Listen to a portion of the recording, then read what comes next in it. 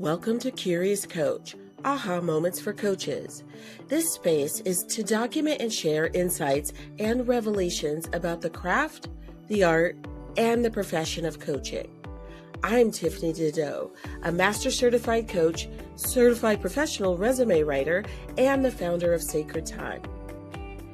As a career coach and guide, I see myself as a light in dark places, so I may illuminate some topics for you because it's important to me that you identify and master your own coach approach.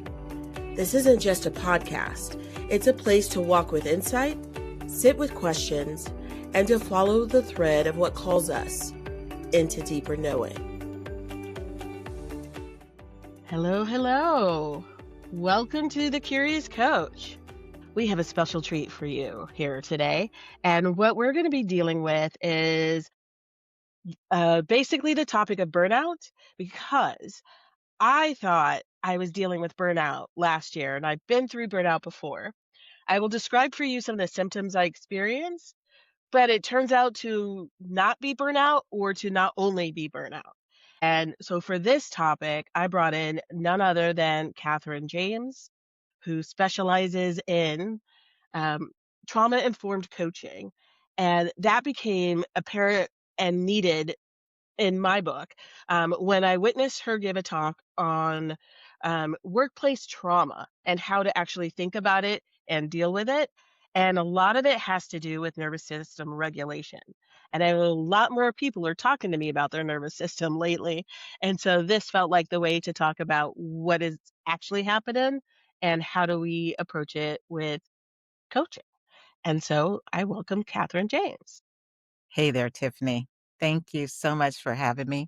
I am honored to be with you, excited to be with you, and excited to get into this conversation. I'm excited to see where we take this and where you go with it because you have a gift. You made things make sense that I didn't even know I wanted to know. I was calling it career trauma. You brought it into workplace trauma. This time, like earlier this year, I was thinking I was battling burnout. And I've been through burnout where I was just so freaking exhausted, too much to do, did all the things. And it took maybe a month for me to fully recover, rest enough, and go to my next job. I had to leave that environment. This year, it wasn't burnout. I thought it was burnout. After 1 month and not getting better, I was like, oh, this might be something else. So I played with hydration, and then I started playing with, I think I recognized being hypervigilant. So I started to do a lot more like meditating, slowing down, breathing. And I know you're a fan of like tapping and different things. And so, does this happen when people come to you? Like, I think it's burnout, or like the conversations or labels start flowing. Like, what Yeah, happens when they come to you with yeah. all this? I love that you said the labels start flowing, right? And you and I have talked before, and we have this love-hate relationship with labels, right? I think Yeah. for many people, the label helps us to put our finger on a thing, like, oh, I'm burnt out, and we can maybe feel better because we know what we think we have, and we walk away with that. But the part that I do not like about it is because you walk away with that. And I am always curious about what's happening underneath, right? What does it really mean to be burnt out? How did we get here? And how do we really come out of it? Many times, as you said, people will just leave one job and go to another job, only to shortly find that they're experiencing burnout again, right? So then we really didn't fix the problem, and the job really wasn't the cause. The body is doing something. So if I look at burnout from the lens that I function in, the lens that I teach, operate, coach in, that of a nervous system, um, what burnout actually is the body um, dropping down. I'll back up a little bit because when I explain this, I like to go to Stephen Porges, um, the what's happening on the the scale of the nervous system, right? Deb Dana, who works closely with him, developed something called a nervous system ladder. So what Dr. Porges says is that this nervous system operates in a hierarchy. And so if we're looking at the ladder, at the top of the ladder is something we call ventral, or he's coined as or called ventral vagal. That is where we are calm, we're curious, conscientious. That's when we are more in touch. Some people may call that the flow state. Underneath, if we drop down a rung on the ladder, we hit something called sympathetic. Sympathetic is what we're all familiar with, right? We all hear about now. Most times when you're hearing about the nervous system, people are talking about fight or flight. So underneath, so we're dropping down again. Underneath is dorsal vagal. Dorsal vagal is shut down. Dorsal vagal is where burnout is, right? So when I hear burnout, I think, okay, these whomever is experiencing this has fallen all the way to the bottom of the ladder. And what's happening when we hit dorsal is the body feels like it's going to die and it is conserving energy. So everything slows down. Your heart rate slows down, your breath slows down. As we think about animals, right? Animals do this automatically. If they are under threat, under severe threat, a possum, for example, will literally just stop and act as though it's dead. Play dead. And we think that it's doing it on purpose and intentionally, and it's really not. The nervous system says, hey, you're going to die, shut down. Right? So when we're experiencing burnout, that's what the nervous system is. That's the information the nervous system is conveying to the body, to the rest of the body. We need to conserve energy so that we don't die. Immediately right there, I wanna double click on what you said about, we think they're doing it on purpose, but their system is just literally, "Nope, I'm taking over, play dead." Yes, yes. So And some of it we're not in control of, we're not intentionally doing, and so we have to stop long enough to recognize something's happening. Is yeah, that I thank you for bringing awareness to that. Autonomic nervous system, automatic responses, right? mm, Um, so when the body feels as though it's under some form of threat, it automatically responds to preserve life, to keep us safe. We often and have been taught for many years that our head brain is in control of everything. And all we have to do is think differently to behave differently. And I come to challenge that, right? ooh, Because if we are going to, I like to say, standing in the middle of the street and a car is coming and we're going to get run over, we can stand there and say, we're not going to get run over. We're not going to get run over.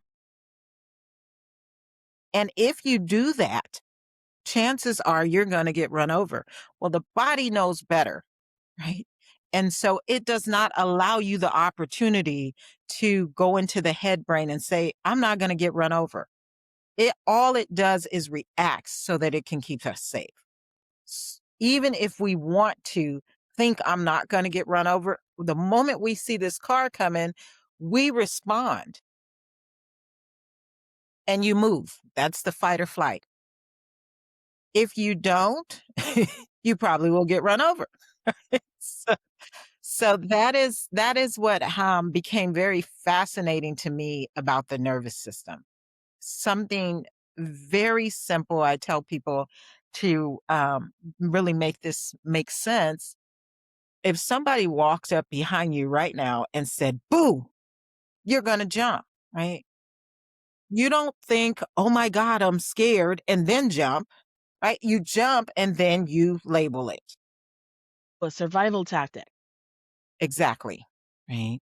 I have to respond. I have to either run away or act as though nothing's going on or play dead, act as though nothing going on. That's a flight. I'm going to bury my head in the sand, ignore it, or play dead so that I can survive.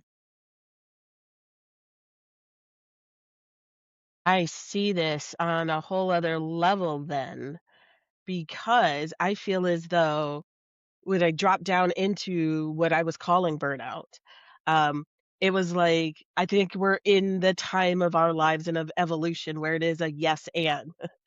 Yeah, it's burnout and it's other things. Um, and so now how I'm seeing it is, wow, the body is a lot smarter than I was giving it credit for too. Yeah, So it's this other system of information and its own awareness and intelligence that I also it's better if I weave that into my own existence versus trying to ignore it, carry it through, think it's a meat suit and I'm pushing through and trying to get it to tame to my activities or whatever. It's like, no, I it's better that I don't power through and drag the body along. It's better that I account for the intelligence that is. truly. Um, the autonomic nervous system is connected to the vagus nerve. And I'm going to try and not sound too scientific or geeky. You do you. The vagus nerve is the longest nerve in the body, the longest cranial nerve in the body. Be starting at the base of our head, and it goes all the way down to almost the bottom of our spine, right? Um, and it has what I often refer to as tentacles that reach out to our organs. Our eyes, our ears, like all of these connections, these tentacles are sending signals, right? All the time. So, again, if we go back to this notion that the head brain was controlling what we now know, we talk about this top down approach and bottom up approach. Top down, the head brain is sending signals, say 20% of the time. While this bottom up approach, the body brain or the nervous system is sending signals 80% of the time. Right? So it is communicating far more than our head brain is communicating. And I think we've just given this head brain credit. But when we really settle down and get connected with the body, which most of us are not, we began to experience. We experience sensations, we experience different temperatures, we experience movement. It's Mhm. happening all the time. And I think ancient wisdom knew where we hear terms like, oh, I just know that in my gut. Right? Yeah. Oh, that was heartfelt. It's communicating. We have been taught to ignore it, this innate wisdom. Right. If we didn't understand it, we couldn't put it in a box or we couldn't put a label on it, we didn't account for it, rather than just holding space for whatever it is. Yeah. Yeah.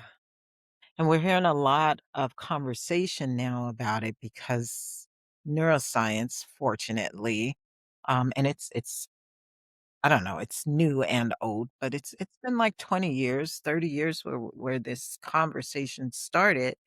Um, but now it's reaching mainstream. And one thing that we always have to be careful of, it's easy to say nervous system, but truly understanding the nervous system, truly understanding what it's doing and how to support it. Yes. And I think part of what could get in our way is our body's responding. It's giving us signals, but our body is responding to signals. And I think some of the ways that I've seen this show up in the coaching space. Making that segue over into how do we work with this as coaches? I had a client that every time his phone would ding or he'd get a message from his manager, it was jump in high urgency mode. And I was like, you know what? I think actually what's happening is they're getting it off their cognitive load plate and putting it on yours, but you don't have to handle it that way. He's like, well, I'm not so sure about that. I was like, well, it sounds like we need more data. And he found out, and that's exactly what was happening. Is it's easier to like pass that off to somebody else, get it off your plate, so then you feel like you could relax. I think we equate being able to rest or relax or not be on high alert if something is done or complete, or at least our part is done. Otherwise, we feel like we have to carry ours and somebody else's and make up the story in between.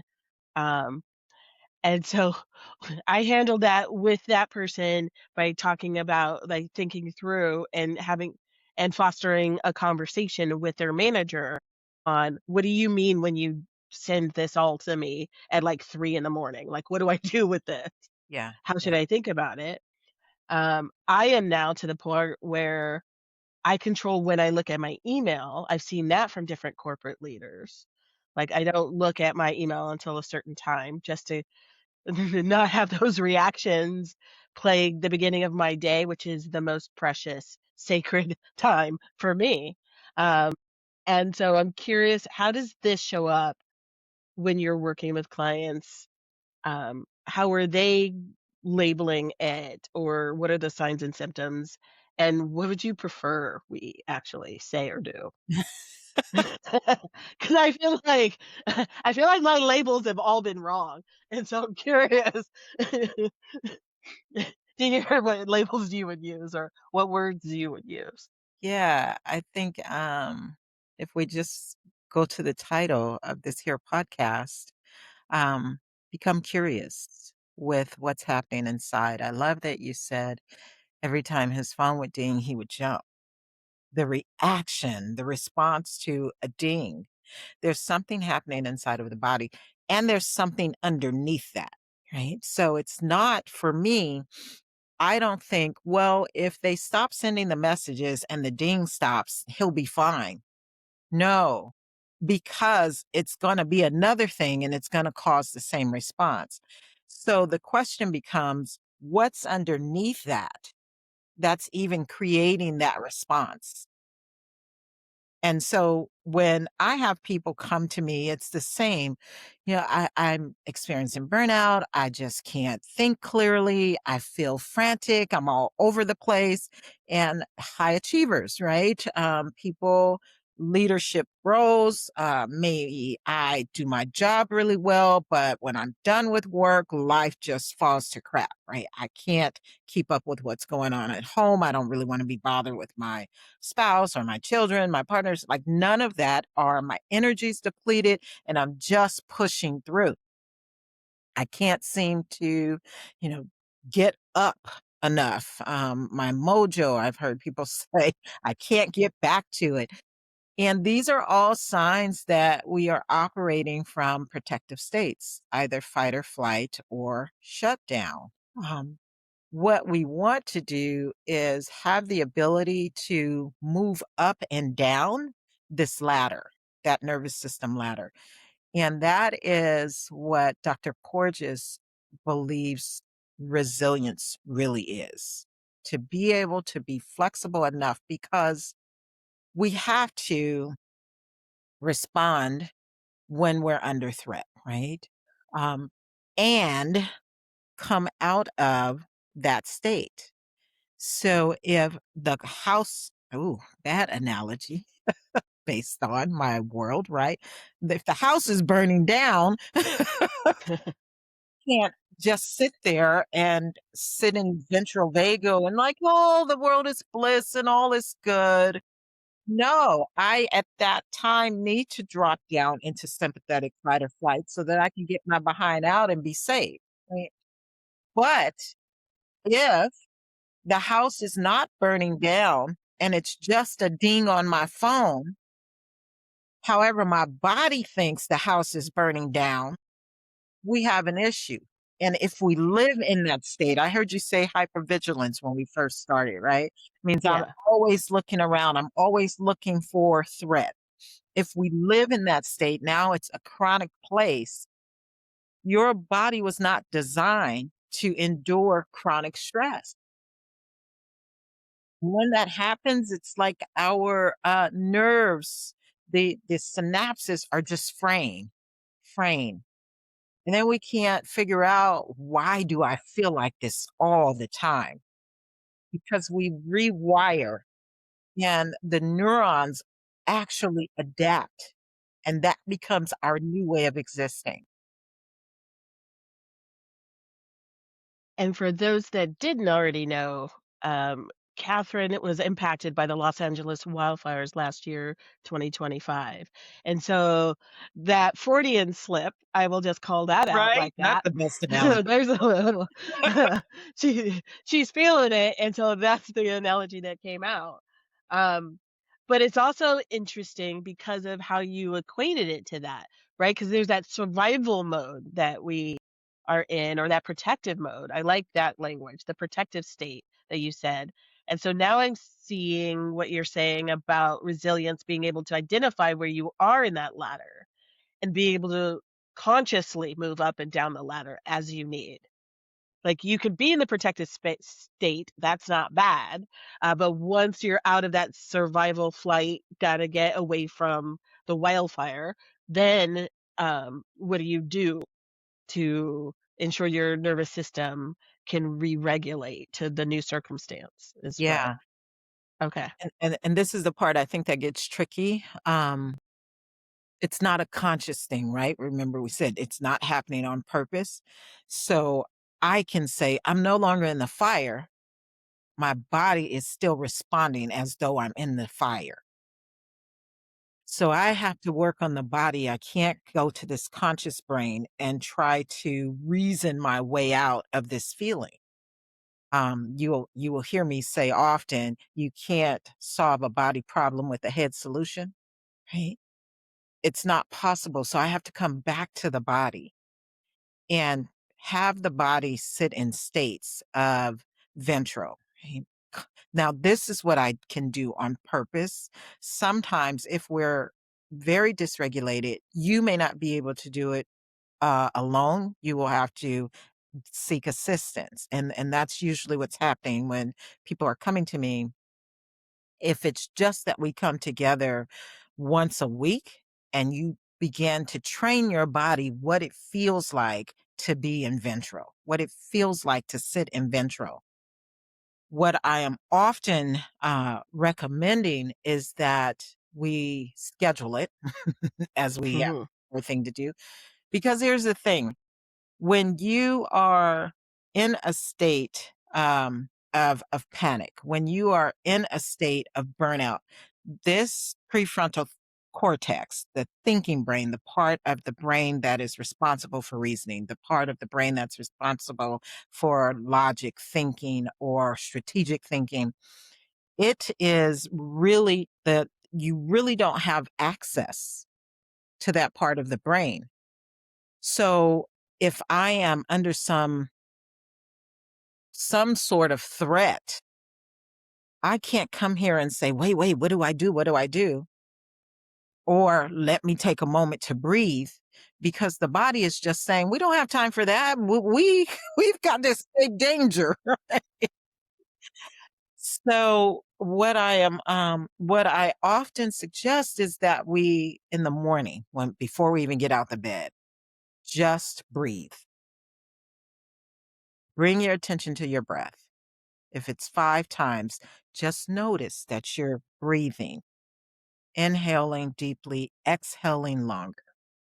So you start to establish an awareness. And the work that I'm doing right now, that is the goal, right? I want to help people become become aware of what's happening in the body, and then we are regulating the body. So the 3 R's: recognize, regulate, and relate. Recognize what's happening. It's not something just because you've heard this or you've learned about it that will happen automatically. It's something that you have to be with for a period of time. I was thinking as we began to come together this morning, October, I will have been studying this for 10 years. And I was just like, wow, well, that was quick. But I have just come to a place to where it's a regular practice for me. Now, I don't really deal with the outside world before 10 a.m. My gift of being self-employed. Um, but that is part of my regulation technique. That is part of my routine. And to help this Mm, nervous system know that what it feels like to just sit in safety. And that's the thing.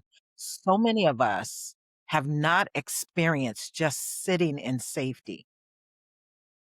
And so the nervous system doesn't know how to get back there when we talk about moving up and down the ladder. If it doesn't know it has access to safety, it doesn't reach for safety. mm.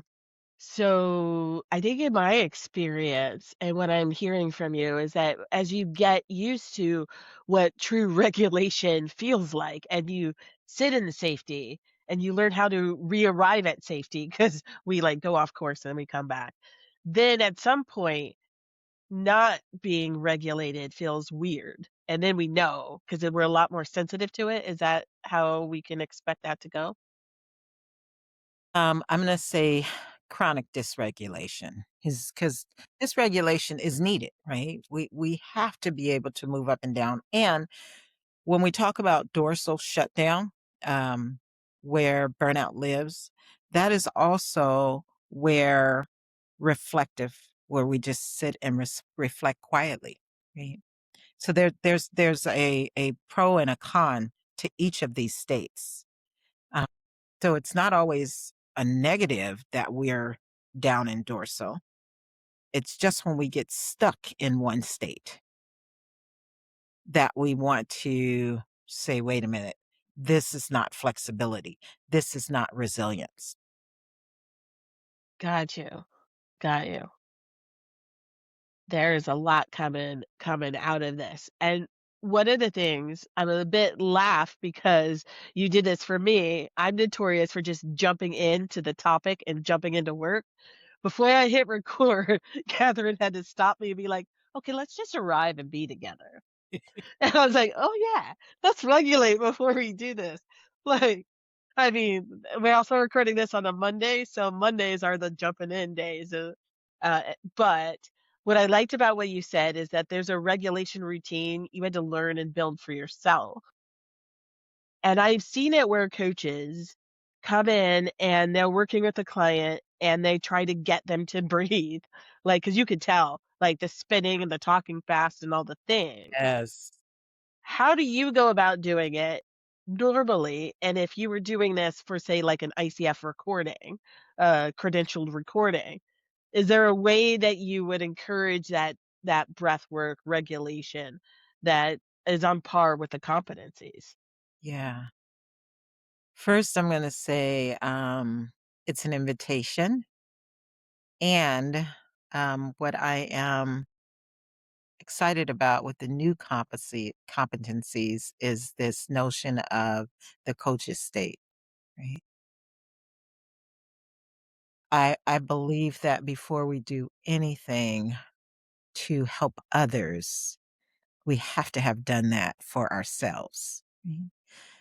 So, one of the gifts, and I have heard over and over, is that my presence offers safety.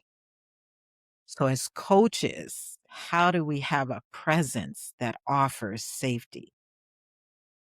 And that comes from, as we say all the time, doing our work, right? It's not just, I'm the coach, let me jump in and do the work. I'm the coach. How do I be with you? Okay. And So there's that regulation regime that you make for yourself before the coaching session yeah, yeah, that and that's because the presence needs to be there. and, like, how do I be with myself? Yes. So that you can hold space for other people. I got you. Not, like, really good, right, with the pretend, right? Mm, And I would offer in being with self, pausing, what's going on inside of me? What's going on inside of me? I was talking with a coach, he was in leadership, and we kinda chuckled because reflecting back, when I was in leadership, I always appeared very calm and collected. However, we agreed, like, underneath, it was like the duck whose feet just never there was this agitation that was always going on inside of you, right? If we're coaching, we can pretend, right? We present that we're calm and collected, but if we know in our bodies that there's this agitation going on, there is co-regulation, and co-regulation can create calm or disruption. So the space that we offer goes to our coaching sessions.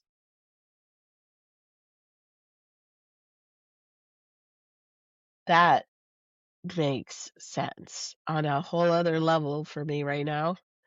Um, One of the things that I had invited the coach to do, because this was me mentoring, had a lot more to do with, well, you can't quite direct people to take breaths, and then it's not even as helpful. But in the middle of the conversation, when you feel all that energy and you could like feel or you could see that all the feet were paddling like they were underneath the water, that you could just sit back and take your own breath and be calm and then offer a different energy and they could meet you there. Yeah, So even just demonstrating the presence to not just get carried away with the energy or the current yeah, of what the other person is bringing. yeah. And in my sessions, I am often asking, like, just outing myself for starters. Hey, I'm feeling a lot of energy showing up, like in my belly. Are you feeling that, or is it just me? Mm. Right? And they're like, "No, I'm feeling it." Right? Because I do have to check, is it my energy or is it their energy? Because if we're truly connected, there is co-regulation. It's a real thing, even on Zoom, whichever virtually. And so what happens in that moment is we help them to recognize. And that is the pause. Like, "Oh, no, I'm feeling it too." And it's not always a breath. We hear about breathing a lot, but there are multiple ways to bring this nervous system back into a ventral state, um, or what Porges would call is a vagal break, right? Um, so it's what might you need in this moment? Mm. Sometimes it's just being quiet, allowing them to reflect. Sometimes, and I love to do this with our leaders, it's moving, and I'll be like, "Just throw your hands up and go, 'Ah!'" And it makes them, like, really uncomfortable because we don't act like that, right? We're You're all breaking the routine of what came before is what you're doing. I see you. and that energy needs to be moved sometimes. We see dogs when they are frightened. What do? They shake. They shake all that energy off, and then they go on like nothing happened. We as human beings, because we have this thinking brain, when something comes at us, we stuff it down because it doesn't look the way the world says it should look for us to go, ah, right? I'm What? gonna make a meme out of that, just so you know. I'm just gonna Please. Um, so it's asking them, you know, what might you need? So the recognize, the regulate, right? and to trust them to put language with it. Yeah, or not. Sometimes I hear questions come up and there's, like, options given as opposed to just leaving it open like that. Yes, yes, and if they're unable to put language with it, we know as coaches, silence is everything. Here's a quote for you. Please, "Silence is oh, everything." please. Yeah. I had a client that did do that in the middle of a session. It's like, "I just need to think about it." I think she might have asked for, like, 10, 15 minutes to just sit and think about it. And then I recognized I was like, "Oh, we're recording," only because, I was thinking in terms of ICF and all that stuff, you can give them some silence. But there was a moment in there where I said, "Well, what's the conversation you're having with yourself?" Yeah, As a way to see what came of that silence or what was coming from that silence. Is there a way that you know it's time to break the silence or that you might, bring them back from that silence? Like, yeah, yeah. how do you handle that? That too is a recognized thing, right? I am sitting with them and I'm sitting with me. And there are moments where something will just say, "What's coming up for you?" And instead of me trying to push that down, it's just what's coming up for you. What's happening in your body at this time? Because maybe they can't put words to a thing, but my work is always starting with the body. So what's happening with your body? And they may say, "You know what? My heart is pounding really fast." And I can come back and say, if those pounds wanted you to know something, that pounding wanted you to know something, what might it say? And there's a pause. They think, and you're often prompting them, something's going to come up. Let's see if we can let it come out because we're quick to judge a thing and say, nah, that's not it. Right? Right. It shows that there's a process to it. It's gonna come up, but you're the valve on which it could come out or not. Sometimes we hold that in, and that's a whole other body thing that shows up. Yes. Yes. So this is the guiding, right? This is the support, the coaching, and it's all it's all an invitation. And if they want to keep going, they keep going. If they don't, they don't. We go back to how can I support you? What do you need in this moment? Because it's co-creation. Yeah. Yeah. And there are times where I can challenge that. Sometimes it might not be ICF, right? Yeah. Okay. Right. Um, and like I am really about the individual attaining their level of freedom.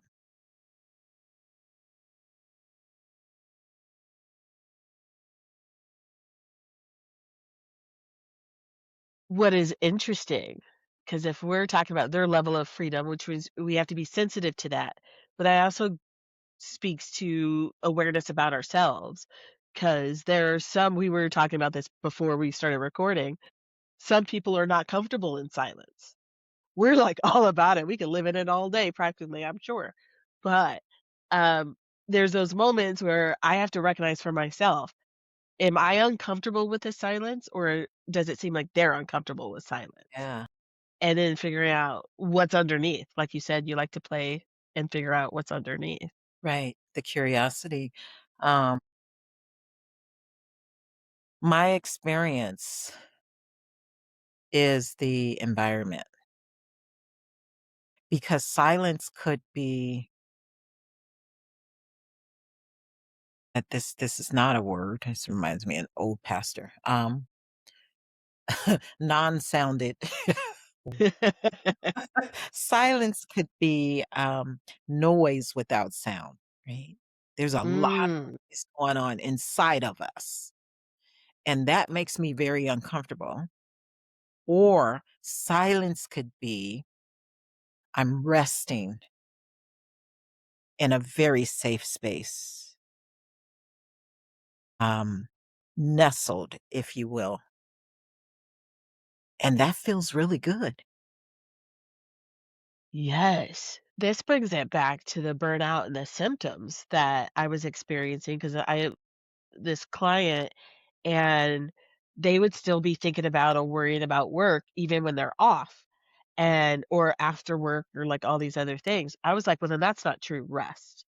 'Cause your cognitive load is still there, but I think I was just it was really the nervous system that I was noticing wasn't getting the break that they needed, and so we worked on creating a routine to physically mark the end of the day because they work remotely, so that they could mentally shut that off. And my hypervigilance was being tired all the time. This is why it was a yes and. It wasn't, just burnout. It was pushing through when I was tired. And I was tired, it turns out when we peel back the layers, was because I was sensitive, like, I did not allow my body to rest. I was like, "What was that sound? I gotta go do this. I gotta go write it down. I gotta do" like, I was worried about the next day. I was worried about right now. I was worried about, like, I don't even know. And it got to the part where that was unconscious. So now I'm learning that I need to and I have to get back to this. This is reminding me, so thank you. Um, that, putting things in place but the first thing that I was able to do that started it all was I just said out loud, "I am safe." Yeah. And that just released so much stuff just to say that, and out loud because all the other things were in my head. So to say that out loud was the thing that I did. Um, is there something that you typically use or recommend for people to, like, activate that state for themselves, like, immediately? Yeah, and you said so much there. I want to, help to bring understanding, so of the nervous Thank you. system. Um, Sympathetic fight or flight is the movement, state, right? So there's movement, as you said, I always had to write it down. I have to do this, I have to do that. So that is not, it could be shut down in that we're moving right? We're moving up and down the ladder rapidly, right? I'm here and then I don't want to do anything. I'm here and then I don't want to do anything. Shutdown is immobility or dorsal is immobility. Right? So there's no movement in dorsal or very little movement. Remember, we're conserving energy. It is possible, and most people vacillate between these two states, right? I come home and I crash. I just want to scroll on my phone. I don't know how many people are still watching TV, but that used to be we just watch TV, right? Or That flip through the channels, like, we're mindlessly flipping through channels mindless, over right? here. Yeah. Very little movement. So that's dorsal. This notion where I got to do this, I got to do that, I gotta sympathetic because there's movement there. Okay, so just bringing some distinction and Thank awareness you. to you and where that is.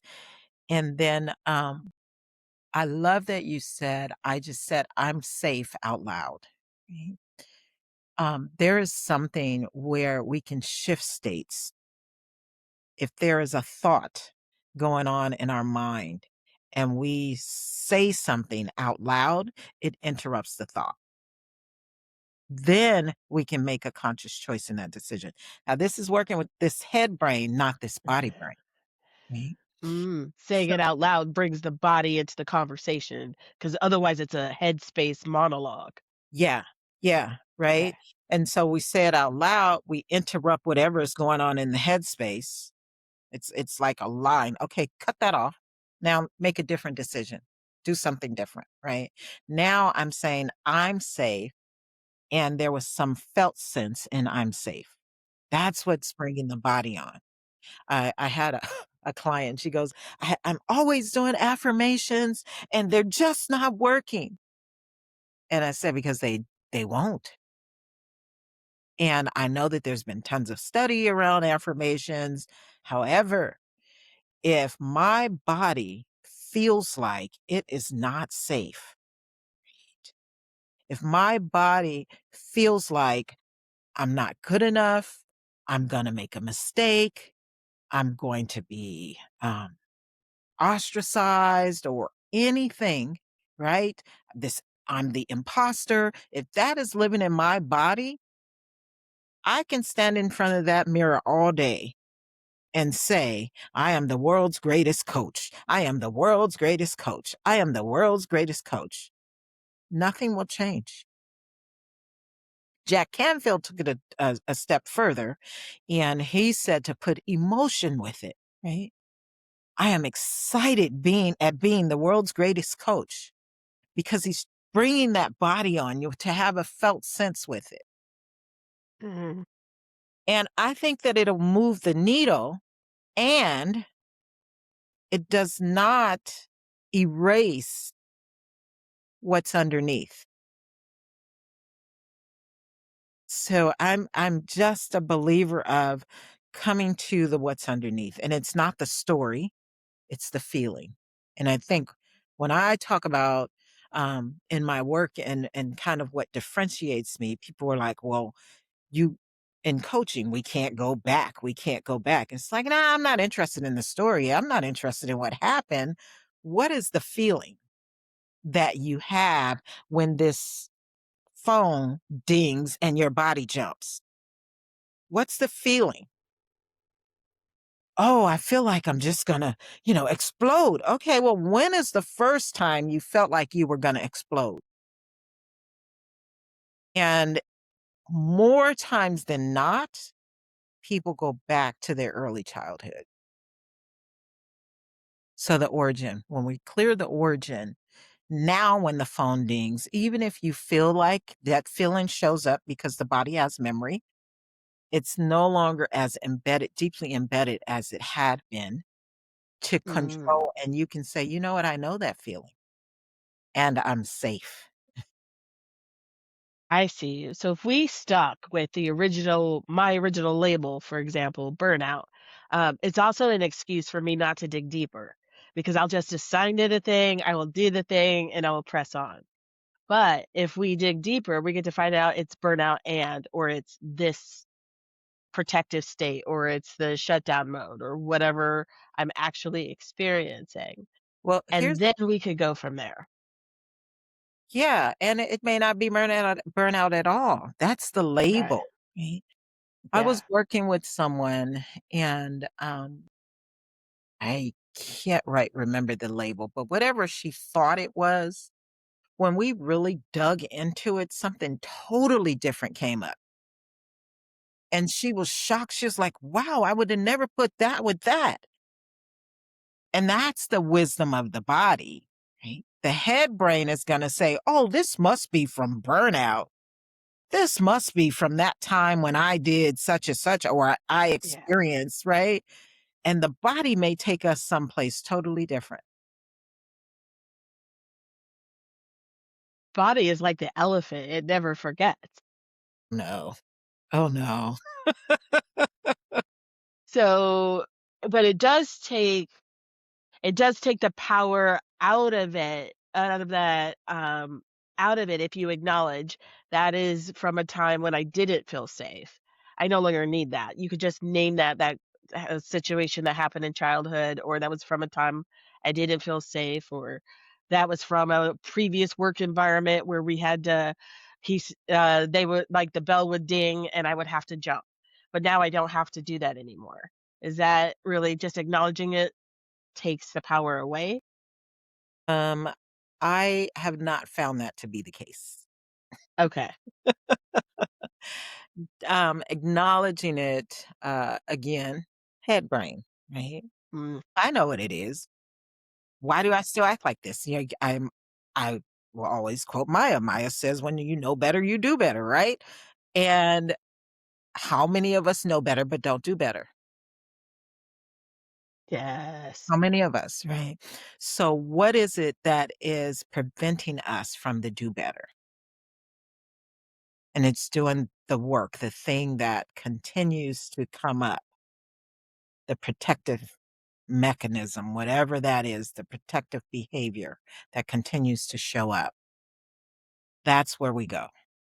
That's where we go, and it's not a naming, and that's why I said it's not about the story. Just because we know the story, that's not really important. Some people like to know that because we've been taught to put more information in this thing, right? So, if I just figure it out, if I just figure and I'm often telling my clients, "Yeah, let's not. Let's not." That must be a shock when we're so conditioned.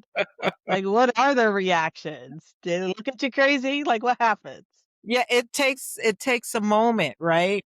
And often they'll come up, they're like, "Oh, yeah, just trust the process." I'm like, "Yeah, just trust the process." And so often I work my initial sessions or it's 12 sessions, right?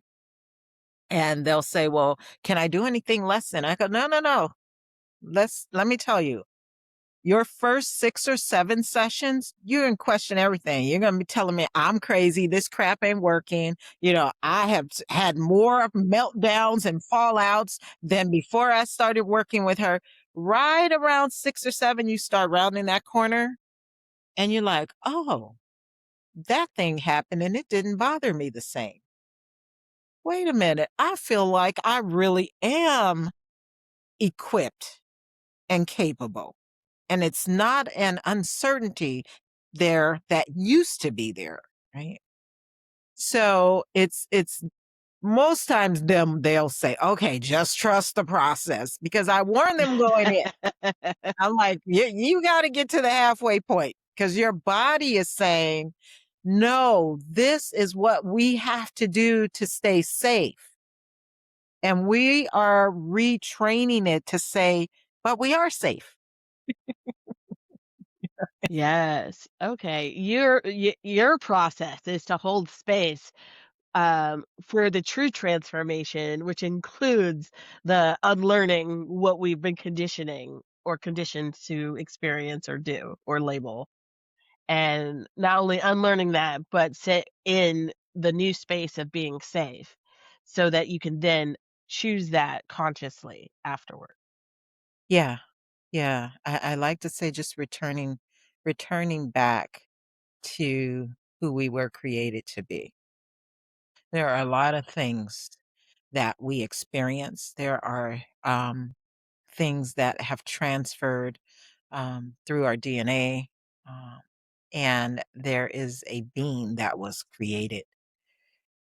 And so, as we come into this work and reconnect with that being, over and over and over, that being begins to emerge again. Is there some cycle breaking in this?